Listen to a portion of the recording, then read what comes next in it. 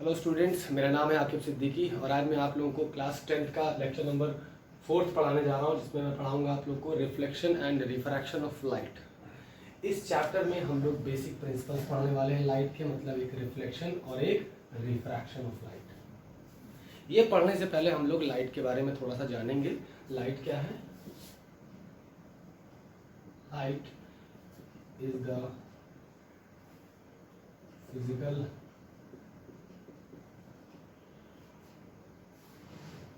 parameter which enables us to see any object। अब देखिए, हम लोग दुनिया में कोई भी चीज़ देखते हैं वो किसकी हेल्प से देखते हैं? लाइट की हेल्प से देखते हैं। बहुत ही बेसिक सी बात है कि अगर अंधेरा होगा, लाइट नहीं होगी तो वो चीज़ हमें नहीं दिखेगी। अब इंसान जब से दुनिया में आया, लाइट एक बहुत ही इंटरेस्टिंग और फैसिनेटिंग चीज़ थी जिसके बारे में इंसान ने जानने की कोशिश किया। तो हमारे पास लाइट का जो मेन सोर्स था वो था क्या? सनलाइट। पहले तो ये एलईडी बल्ब वगैरह थे नहीं, तो सनलाइट। स्टार्टिंग में अर्लियर ये माना जाता था कि हमारी आंखों से रोशनी निकलती है और किसी ऑब्जेक्ट पे पड़ती है, तब जाके वो ऑब्जेक्ट हमें दिखता है। मतलब कि ऐसे ये हमारे पास मार्कर है, ये हमें तब दिखेगा जब हमारी आंखों से रोशनी निकलेगी, इस पे पड़ेगी, तब ये हमें दिखेगा। लेकिन ये कॉन्सेप्ट सरासर गलत था, एक तरह से कह सकते हैं उल्टा था। मतलब एक्चुअल में ये हो रहा था कि इस ऑब्जेक्ट पे कहीं से लाइट आ रही थी और इस ऑब्जेक्ट से टकराने के बाद, कोलाइड करने के बाद हमारी आंखों पे पड़ रही थी, तब जाके ये ऑब्जेक्ट हमें दिख रहा था। इस सही कॉन्सेप्ट को लाने वाले अरब से, अरेबिया में, मतलब ये इसका इन्वेंशन हुआ। अरेबिया में क्या हुआ कि एक, जैसे आपने कैमरे का नाम सुना होगा। कैमरे का मतलब होता है, एक अरबिक वर्ड है अल कुमरी। अल कुमरी का मतलब होता है डार्क रूम। और इसी कॉन्सेप्ट पे बनाया गया pin hole camera. Pin hole camera क्या है? एक ब्लैक बॉक्स होता है, उसमें दो पतले पतले पिन के होल्स होते हैं और एक साइड में उसके कैंडल रखी जाती है।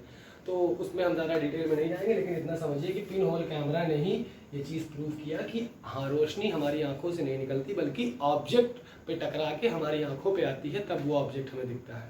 इसका बेस्ट एग्जांपल, मान लीजिए आप खुद अंधेरे में खड़े हैं और आपसे 50-60 मीटर दूर या कोई भी रीजनेबल डिस्टेंस पे कोई इंसान खड़ा हुआ है और आप खुद अंधेरे में, लेकिन अगर वो इंसान रोशनी में खड़ा है तो आप उस इंसान को देख लोगे। लेकिन आप चाहे जितनी रोशनी में खड़े हो और आपसे दूर कुछ रीजनेबल डिस्टेंस पे कोई इंसान खड़ा है, तो अगर वो अंधेरे में है तो आप उसे नहीं देख पाओगे। अगर हमारी आंखों से रोशनी निकल रही होती तो हम लोग अंधेरे में कोई भी ऑब्जेक्ट को देख सकते। यहाँ से ये बात प्रूफ होती है। बहुत सारे इसके थ्योरेटिकल और प्रैक्टिकल प्रूफ्स भी हैं। तो ये चीज़ है।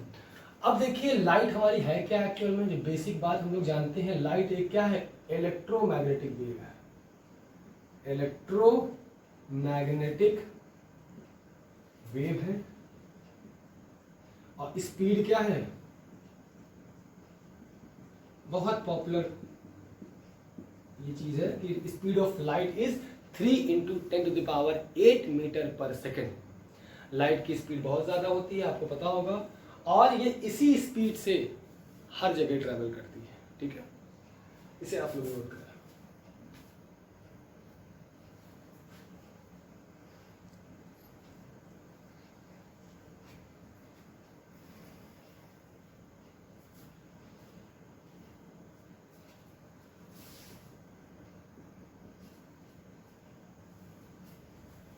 अब हम लोग आगे बढ़ते हैं।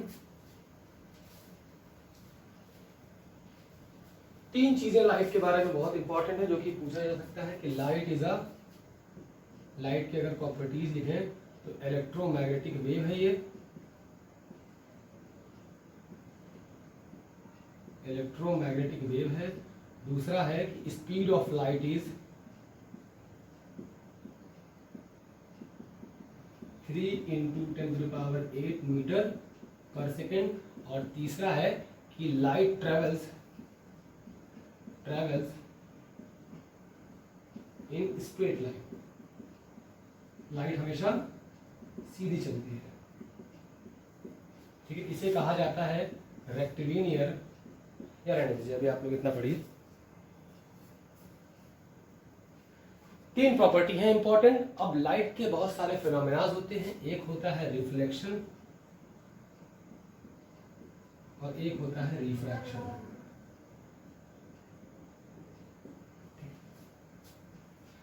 हमारे पास दो तरह के मीडियम होते हैं, एक होता है रेयरर मीडियम और एक होता है डेंसर मीडियम। ठीक है, और मैटर हमारे पास जनरली 3 स्टेट में होता है, एक होता है सॉलिड, एक होता है लिक्विड और एक होता है गैस। ठीक, तो ये एक तरह से कह सकते हो कि मीडियम की ही कैटेगरी आपका ये मैटर है, मतलब सॉलिड, लिक्विड और गैस फॉर्म में। और ये रेयरर और डेंसर क्यों यूज कर रहे हैं ये हम आप लोगों को बताएंगे। डेंसर मीडियम वो मीडियम होते हैं जिसमें मटेरियल पार्टिकल्स क्या होते हैं, बहुत ही क्लोजली पैक्ड होता है। ठीक है, बहुत करीब करीब इनके बीच का इंटरमोलिकुलर फोर्स ऑफ अट्रैक्शन बहुत ज़्यादा होता है, मतलब कि डेंस होते हैं, एक पर्टिकुलर जगह पे ज़्यादा एटम्स और मॉलिक्यूल्स पाए जाते हैं।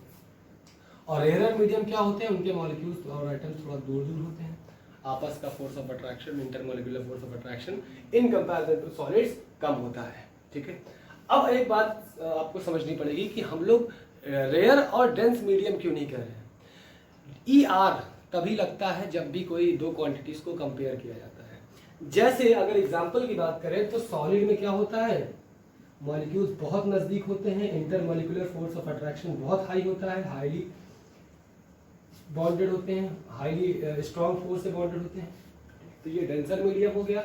अब लिक्विड में सॉलिड के कंपैरिजन में थोड़ा दूर दूर होते हैं मॉलिक्यूल्स, तो लिक्विड जो है वो सॉलिड के कंपैरिजन में क्या हो गया, रेयर मीडियम हो गया। और अगर गैसेस की बात करें तो इनके बीच में बहुत ज्यादा गैप होता है और इनके बीच में आपस में इंटरमोलिकुलर फोर्स ऑफ अट्रैक्शन ना के बराबर होता है, या कह सकते हो जीरो अट्रैक्शन होता है। तो अगर एक बात यहाँ पे देखी जाए कि लिक्विड और गैस की बात किया जाए तो liquid is denser then gases and solid is denser then liquid and also solid is denser then both liquid and gases. मतलब कि लिक्विड ऐसे तो रेयर मीडियम है, लेकिन अगर गैस के कंपैरिजन में बात करेंगे तो liquid is denser medium in comparison to gas and solid is denser medium in comparison to both gas and liquid. तो ये चीज आप लोग इसे जरा नोट करें।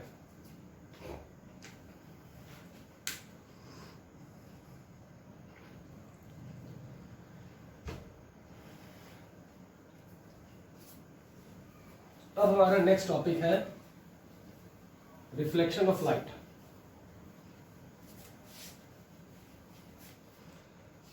मान लेते हैं, ये मान लीजिए यहां पे लिखा हमने रिफ्लेक्शन ऑफ लाइट, मतलब एक मीडियम है, मान लीजिए कोई शीशा है या कोई भी ऑब्जेक्ट है जो हमारे लाइट को रोक सकता है। तो मान लेते हैं इसके इस साइड मीडियम 1 है, 1 और इस साइड 2 है। ये मान लेते हैं रेयर मीडियम है, तो ये मान लेते हैं डेंसर मीडियम है। तो अब देखिए ये कॉम्बिनेशन आपका दो तरह से हो सकता है भाई, या तो यहाँ पे हो सकता है लिक्विड हो यहाँ गैस हो, या हो सकता है यहाँ पे सॉलिड हो यहाँ लिक्विड हो, तो कुछ भी हो सकता है। मतलब ये है कि मान लीजिए ये हमारा एक बाउंड्री है, ये हमारा सॉलिड है, मतलब क्या है ये डेंसर मीडियम है और ऊपर क्या है एयर है, कुछ नहीं है तो क्या होता है एयर होता है। तो एयर क्या होगा in comparison to solid, rare medium होगा। और अगर हो सकता है ये भी हो कि ये सॉलिड हो कोई, शीशा हो कोई, और यहाँ पे मान लीजिए कोई लिक्विड है तो liquid is rarer in comparison to solid. तो ये कॉम्बिनेशन याद रखिएगा। अब देखिए हम मान के चलते हैं कि एक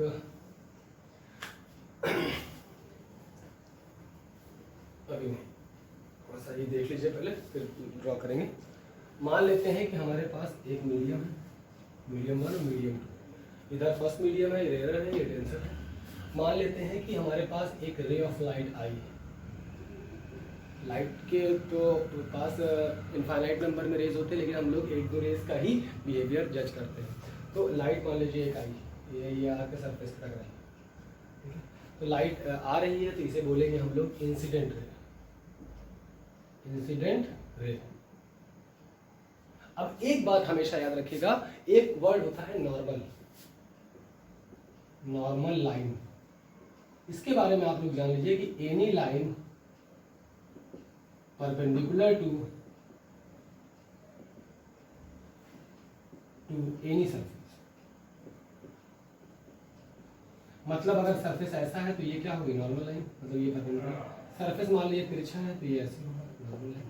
सरफेस मान लीजिए ऐसा है तो ये ऐसी होगी, नॉर्मल लाइन। तो नॉर्मल लाइन क्या होती है, any line perpendicular to any surface. तो इसमें जितने भी मेजरमेंट्स होंगे वो नॉर्मल लाइन से ही किए जाएंगे, क्योंकि एंगल आप तब तक नहीं बता सकते, किसी एक स्ट्रेट लाइन का आप एंगल नहीं बता सकते जब तक कोई रेफरेंस लाइन ना हो। तो रेफरेंस के लिए हम लोग एक लाइन लेते हैं, that line is called as normal line. मतलब कि ये एंगल और ये एंगल, ये दोनों कितने होंगे, 90 डिग्री, और ये जो इंसिडेंट रे है उसका एंगल किससे मेजर किया जाएगा, नॉर्मल से मेजर किया जाएगा। ये हमारी नॉर्मल लाइन है, ठीक है। तो ये एंगल क्या हो जाएगा, आई क्या है हमारा, इसे देखें तो यहाँ पे लिख देते हैं I is equal to angle of incidence, ठीक है। अब ये बाउंस बैक होगी और ये सेम मीडियम में वापस लौट जाएगी, और ये एंगल क्या होगा, आर। आर आपका क्या है, एंगल ऑफ रिफ्लेक्शन, ठीक है। और ये क्या होगी, रिफ्लेक्टेड रे, रिफ्लेक्टेड। तो एक चीज आप लोग यहां से कह सकते हो, अगर कोई पूछे what is reflection, the bouncing back of the light to the same medium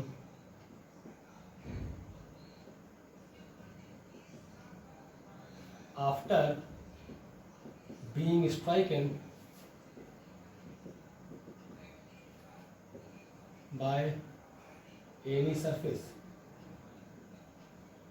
is called reflection of light.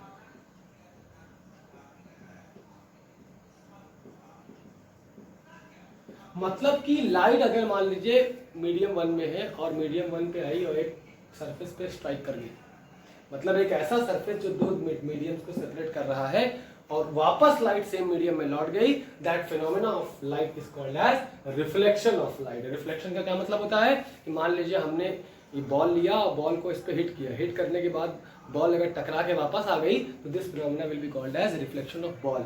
लेकिन यहाँ पे लाइट रिफ्लेक्ट कर रही है, टकरा के सेम मीडियम में वापस आ जा रही है, तो that phenomena will be called as your reflection of light, ठीक है। दो बेसिक थ्योरम्स है, लॉज ऑफ रिफ्लेक्शन।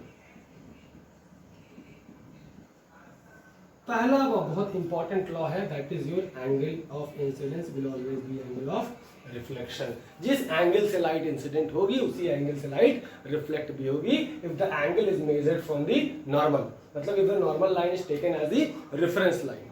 मतलब कि अगर आई हमारा 30 डिग्री है तो हमारा आर कितना होगा, वो भी 30 डिग्री होगा। आई 60 डिग्री है तो आर भी हमारा 60 डिग्री होगा। आई 20 डिग्री है तो आर भी हमारा 20 डिग्री होगा। मतलब दोनों ही एंगल हर हालत में सेम रहेंगे, ठीक है, अगर रिफ्लेक्शन हो रहा है तो। और दूसरा कि angle incident ray, reflected ray and the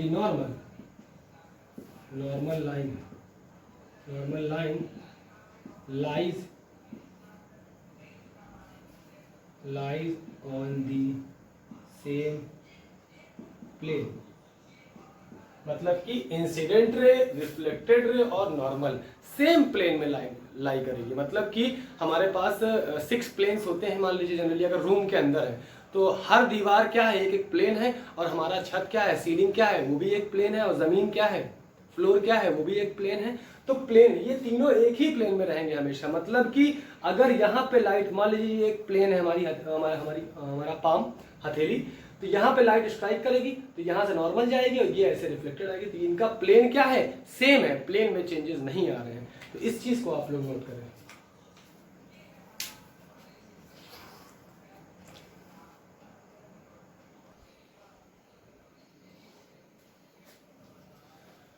हाँ, तो स्टूडेंट्स अब हमारा अगला टॉपिक है refraction of light. Refraction of light, reflection तो आप लोग समझ गए अच्छे से कि रिफ्लेक्शन ऑफ लाइट क्या होता है, कि the bouncing back of the light to the same medium on being stricken from a boundary या कह सकते हो एक रुकावट पैदा करने वाले मीडियम से टकराने के बाद लाइट अगर सेम मीडियम में लौट आती है तो that phenomena of light is called as reflection of light. अब आता है रिफ्रैक्शन ऑफ लाइट। मान लेते हैं ये हमारा रेयर मीडियम है और ये हमारा डेंसर मीडियम है, मतलब ये मीडियम 1 है और ये मीडियम 2। आप लोगों ने शायद अभी प्रैक्टिकल से नहीं शुरू हुए होंगे तो आप लोगों ने एक ग्लास स्लैब देखा होगा। ग्लास स्लैब हो गया, आपका एक्वेरियम हो गया, ये 2 चीज़ों में आप लोग देख सकते हो कि आपको ये फिनोमेना देखने को मिलेगा। अभी आगे हम समझाएंगे। ग्लास स्लैब कुछ ऐसा होता है, ऐसा स्ट्रक्चर होता है, ऐसा कुछ शीशे का अरेंजमेंट होता है, आप लोगों ने देखा होगा, शीशे का होता है। तो अभी समझाते हैं इसके बारे में। तो मान लेते हैं कोई लाइट आई है, इंसिडेंट रे है, और एंगल ड्रॉ करने के लिए ये बात हमेशा आप लोग याद रखिएगा, एंगल हमेशा ड्रॉ करने के लिए नॉर्मल लाइन बनाएंगे। तो जाहिर सी बात है ये इंसिडेंट रे है और ये एंगल ऑफ इंसिडेंस। ये चीज़ आप लोग समझे। वही रिफ्लेक्शन वाला यहाँ पे भी है कि नोटेशन सेम रहेगा इस चैप्टर में पूरा आपका। आने वाली लाइट इंसिडेंट रे और एंगल जो बनेगा normal say that will be your angle of incidence. अब देखिए होगा क्या, इससे टकराएगी। अब देखिए लाइट का मसला क्या है कि light travels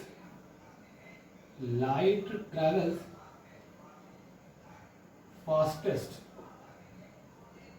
in denser medium, sorry fastest in rare medium. तो साउंड के बारे में निकल गया मुझसे। रेयर मीडियम मतलब अगर स्पीड देखा जाए, स्पीड ऑफ लाइट, तो सबसे ज़्यादा किसमें होगी? सॉलिड में, मतलब शीशे में अगर देखा जाए तो। फिर उसके बाद किसमें होगी? लिक्विड में। अरे उल्टा बोल दिया, सो सॉरी यार। रेयर मीडियम में सबसे स्पीड होगी एयर में, एयर कहो या वैक्यूम कहो। फिर उसके बाद किसमें होगी? लिक्विड में। उसके बाद सॉलिड में। ठीक, मैक्सिमम स्पीड लाइट की एयर या वैक्यूम में होगी, क्योंकि एयर और वैक्यूम में कोई खास फर्क नहीं आता, इसलिए लगभग सेम मान लेते हैं। फिर उसके बाद उससे थोड़ा कम होगी लिक्विड में और सबसे कम किसमें होगी? सॉलिड में होगी। तो ये चीज़ समझ में आ रही है आप लोगों को। अब देखिए एक जनरल सी बात, ये हमारा रेयर मीडियम है और ये हमारा डेंसर मीडियम है।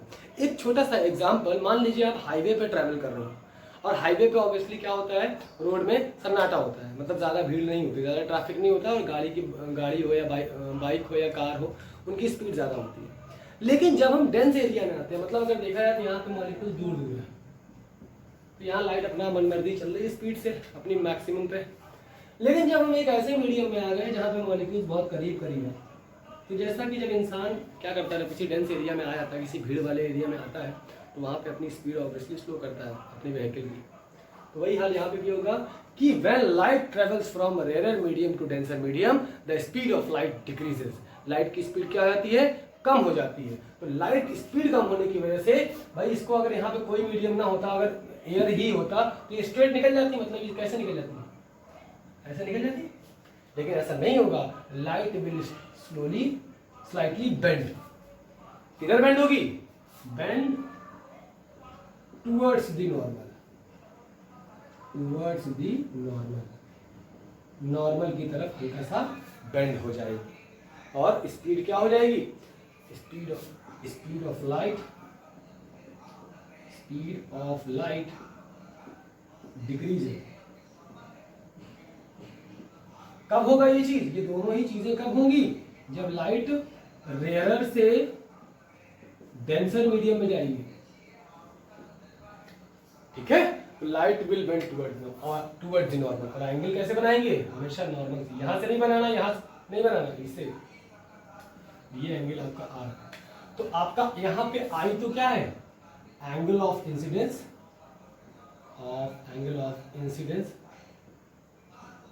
और आर क्या है?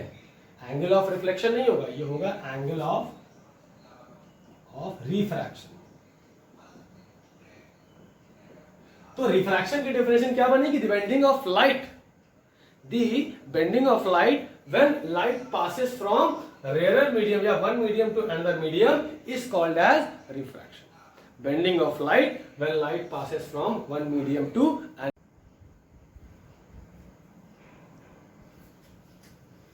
another medium.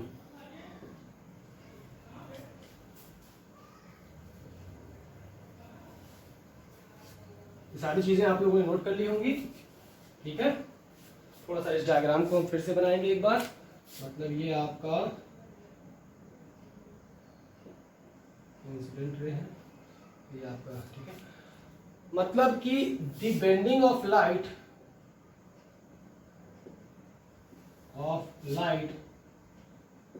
when it passes from one medium to another medium is called as refraction of light, या कह सकते हो रिफ्रैक्शन ऑफ लाइट। इस चीज को आप लोग नोट करें।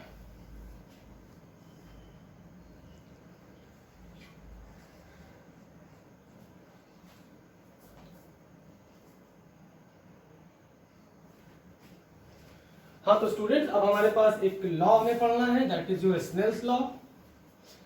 स्नेल्स लॉ कहता है,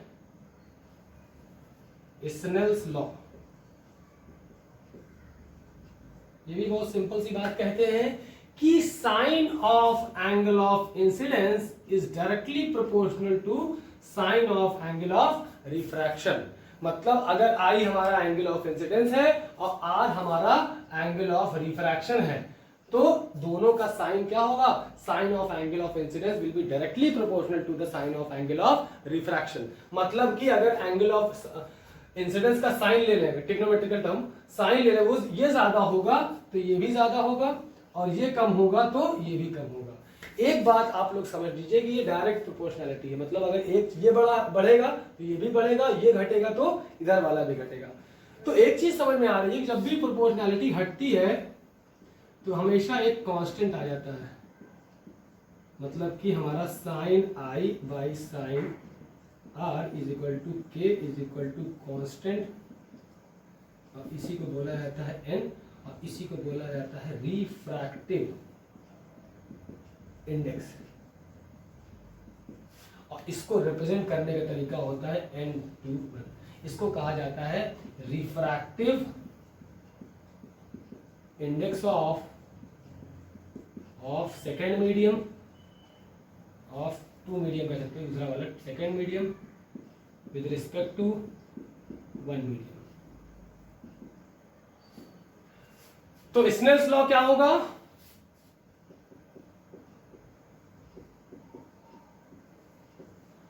अकॉर्डिंग टू दिस लॉ,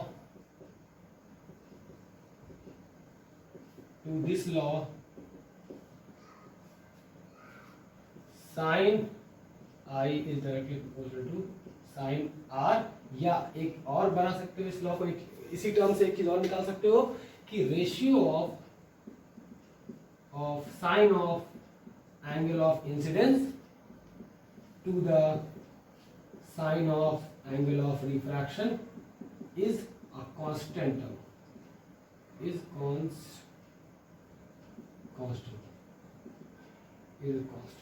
ठीक है, इस चीज को आप लोग नोट करें, स्नेल्स लॉ।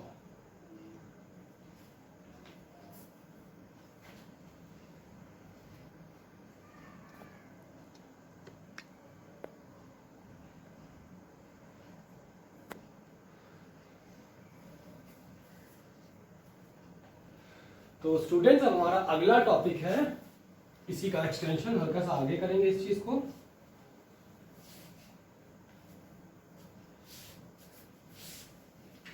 मतलब हमने ये चीज पढ़ी है, अब हम लोग पढ़ेंगे एन, जिसे हम लोग क्या बोलते हैं? Refractive index. मतलब इसको कहीं ना कहीं हम लोग अक्सर कुछ बुक्स में इसको म्यू भी कहा जाता है। क्या कहा जाता है? म्यू। वो बिल्ली जो बोलती है ना, म्याऊ वाला, समवॉट लाइक दैट, ये एक ग्रीक वर्ड है म्यू। ठीक है, तो आप लोगों में एसएससी बोर्ड में मेरे ख्याल से ज्यादातर बुक्स ने एन का ही यूज किया है। तो ये कोई कॉन्सेप्ट की चीज नहीं है, ये एक जनरल नोटेशन है। तो आप लोग एन ही यूज़ करिए, या अगर आपकी बुक्स में म्यू दिया हुआ है तो आप लोग म्यू यूज़ करिएगा, ये आपके ऊपर है। अब देखिए अगर बात करते हैं कि लाइट हमारी, ये मान लीजिए फर्स्ट मीडियम है, ये सेकंड मीडियम है, and light is going from first medium to second medium, तो हमें क्या करना है, n/1 है तो लिखना होता है speed of light in first medium upon speed of light in second medium. ठीक है, ये चीज आप लोगों को नोट करनी है। तो n/2 अगर मान लीजिए दिया हुआ है n ग्लास वाटर, तो मतलब क्या है, स्पीड ऑफ लाइट इन इधर वाला लेना, देखिए यहाँ इधर वाला लिया ना, यहाँ भी इधर वाला देखिए, in water upon speed of light in glass. ठीक है, ये चीज क्लियर है। अब एक चीज और देखें आप लोग, थोड़ा सा इसे नोट करें, कंप्लीटली दिख रहा है।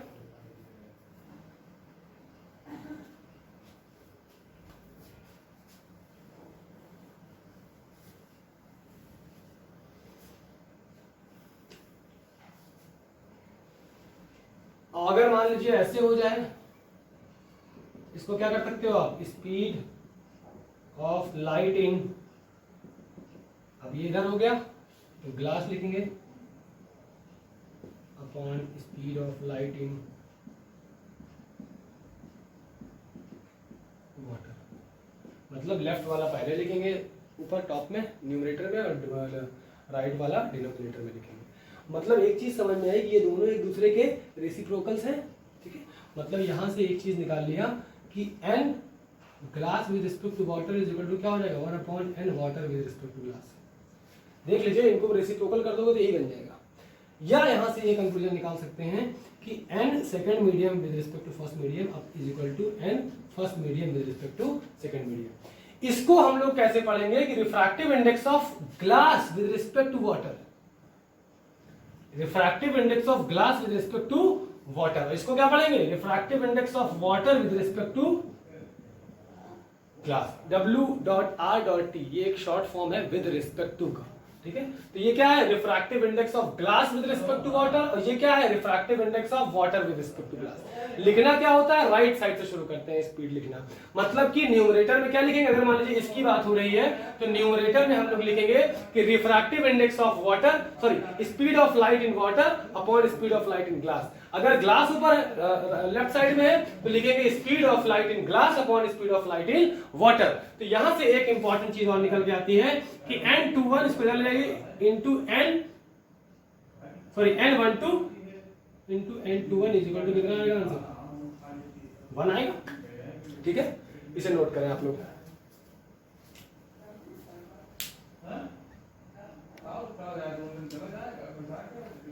अब देखिए स्पीड ऑफ लाइट जो होती है, speed of light in air या वैक्यूम, जो हमारी होती है 3 × 10⁸ मीटर पर सेकेंड, इसी को हम लोग C से डिनोट करते हैं, स्मॉल लेटर का C से डिनोट करते हैं। ठीक है, तो इसे आप लोग नोट करें।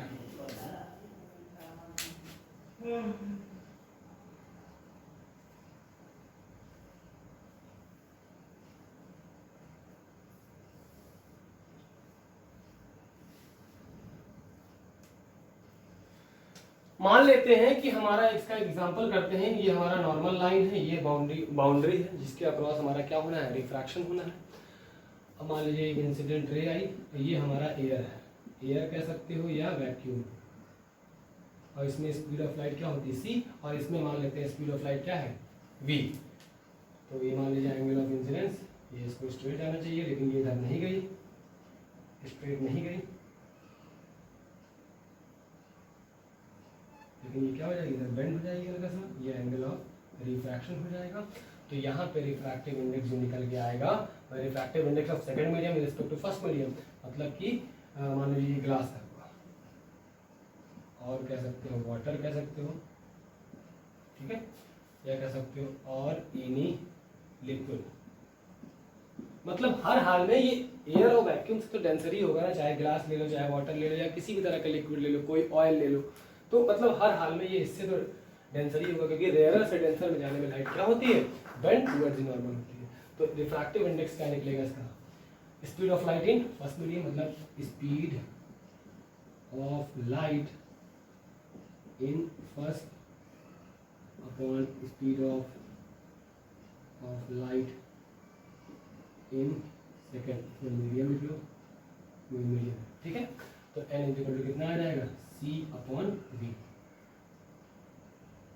n इक्वल टू कितना आ जाएगा, c अपॉन v, ठीक है। इसे नोट करें आप लोग।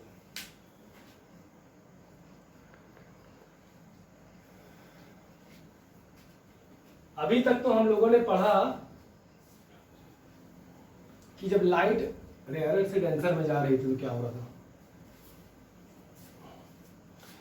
अभी हमने क्या पढ़ा, लाइट वॉज ट्रेवलिंग फ्रॉम, ये रेयरर मीडियम है और ये डेंसर मीडियम है। लाइट ऐसे आई, ये एंगल ऑफ इंसिडेंस हुआ, इसको जाना चाहिए था ऐसे, ये हल्का सा बेंड हो गई। ये इनिशियल पाथ है लाइट का, थोड़ा सा यहाँ पे हल्का सा प्रॉब्लम हो रही है कॉन्सेप्ट में क्या, डायग्राम में प्रॉब्लम हो रही है। मतलब लाइट ये ऐसे थी, ये आई और ये स्ट्रेट जाने के बजाय क्या हो गया, ये नॉर्मल की तरफ बेंड हो गई, ये नॉर्मल है, ठीक है। ये इंसिडेंट रे है, आई आर से रिवर्ट कर रहे हैं, और ये रिफ्लेक्टेड रे है, ये आर आर से रिप्रेजेंट हो रही है, ठीक है। शॉर्ट फॉर्म है ये चीज है। अब हम लोग, ये आपका रेयरर मीडियम है, ये पूरा मीडियम है, और ये डेंसर मीडियम है। तो इसमें क्या हो रहा था, बेंड टुवर्ड्स नॉर्मल है, देख सकते हो, bends light bend towards the normal. अब बात आती है, मान लीजिए ये हमारा नॉर्मल लाइन है, ये हमारा रेयरर, ये डेंसर मीडियम है, और ये हमारी नॉर्मल लाइन है। एक बात हमेशा याद रखिएगा, लाइट के केस में हम लोग हमेशा किसी भी एंगल को अगर निकालना होगा तो जनरली हम लोग क्या इस्तेमाल करते हैं, नॉर्मल लाइन, क्योंकि किसी भी स्ट्रेट लाइन के लिए हम एंगल तब तक नहीं बता सकते जब तक उसकी एक रेफरेंस लाइन ना हो। यहाँ पे नॉर्मल लाइन हमारी क्या है, रेफरेंस लाइन है। तो ये मान लेते हैं कि मान लीजिए एक रे है, यहाँ से अंदर से जा रही है बाहर की तरफ, तो ये एंगल, क्योंकि एंगल हमेशा इससे बनाना है, नॉर्मल से, इससे नहीं बनाना, ये सरफेस से नहीं बनाना, नॉर्मल से बनाना है। और इसको भाई अगर यहाँ पे कोई इंटरप्शन ना होता, ये स्ट्रेट निकल जाती, लेकिन यहाँ पे इंटरप्शन है। अब डेंसर मीडियम से रेयरर मीडियम में लाइट जा रही है, तो भाई जाहिर सी बात है, अगर मान लीजिए किसी ट्रैफिक वाले एरिया में आप ट्रैवल कर रहे हो अपनी बाइक से, कार से, या किसी भी मूविंग ऑब्जेक्ट से, तो क्या होगा, डेंसर से रेयरर से डेंसर में जाओगे तो आपकी स्पीड क्या होगी, स्लो होगी, लेकिन यहाँ पे स्पीड क्या होगी, डेंसर है। ट्रैफिक एरिया से आप ओपन एरिया में आ रहे हो, मतलब कि एक भीड़ वाली जगह से आप खाली जगह पे आ रहे हो, तो ऑब्वियसली आपकी स्पीड बढ़ेगी। तो ये क्या होगा, यहाँ पे it will bend away from the normal, ये एंगल आपका क्या बन जाएगा, आर बन जाएगा। और आर यहाँ पे क्या है, एंगल ऑफ रिफ्रैक्शन, और ये रे क्या है, रिफ्रैक्टिव रे। तो यहां से एक चीज हम समझेंगे कि light bends away from the normal,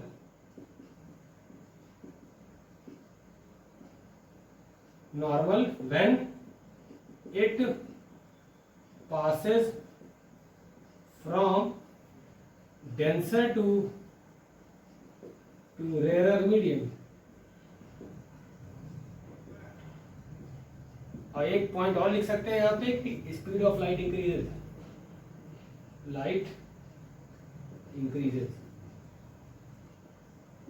ठीक है। इस चीज को आप लोग नोट करें। ये एक था मेरे ख्याल से, ये लेक्चर अब मुझे कंप्लीट करना चाहिए। यहाँ पे ये लेक्चर आपका खत्म होता है। इसमें हम लोगों ने रिफ्लेक्शन और रिफ्रैक्शन ऑफ लाइट और लाइट का एक छोटा सा इंट्रोडक्शन पढ़ा। इस चीज को आप लोग नोट करें, ठीक है। हेलो।